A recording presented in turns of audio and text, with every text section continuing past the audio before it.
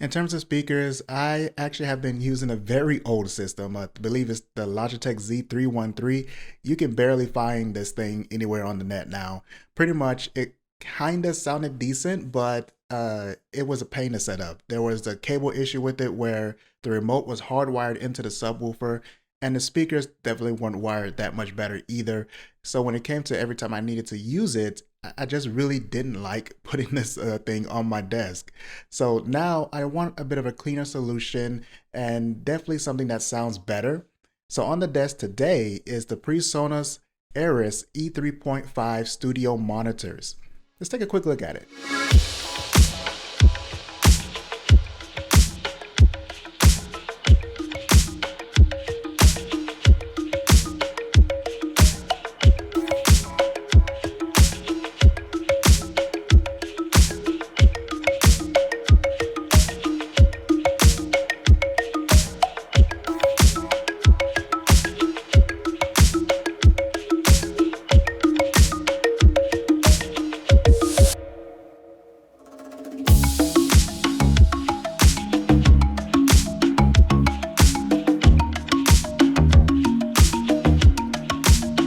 Before we actually get into this, I just want to say that the reason that the title of this video says first look or overview is because I really don't possess the knowledge to test and properly review speakers. So most of this is going to be kind of based on my own preference and the looks, honestly. Keep it on with the looks. The looks of these monitors are very nice. They're clean and minimal. There's only a little bit of branding on the front.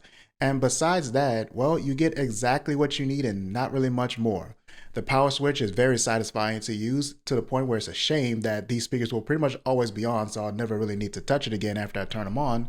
And then you have the headphone and the auxiliary port, along with the power LED, and of course the volume knob. Each speaker has a tweeter and a 3.5-inch woofer, hence the name, but we'll talk a little bit more about those in just a bit. They also offer these in bigger solutions, all on the product page, which you can find a link for that down in the description box. Now on the back of the left speaker, you'll find all the connections that this system offers. And of course, unlike my old speakers, there's nothing that's actually hardwired here.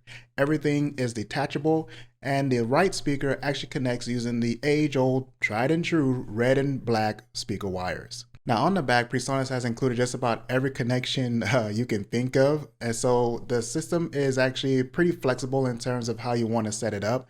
And if you're very, very particular about your rooms and how the speakers are set up in your room, you can actually tweak the acoustics to match the acoustics of the room. So they have the acoustic tuning on the back. And if you actually know what the heck that means, unlike me, well, these controls are for you.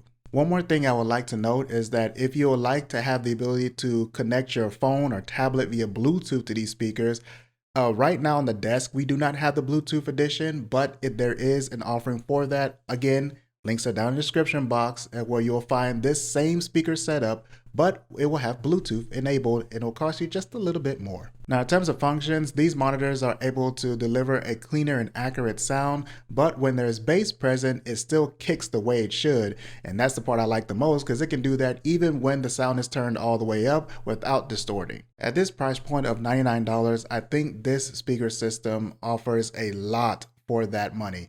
And not to mention, it also looks very good. And on top of that, you can expand this system, like I said earlier, with adding in a subwoofer or even more Presonus speakers from the Eris lineup to make like your whole Eris audio setup if you wanted to. With that being said, I hope you did enjoy this quick look and overview of the Presonus Eris E3.5 studio monitor system. You guys have a good one. I see you. Bye.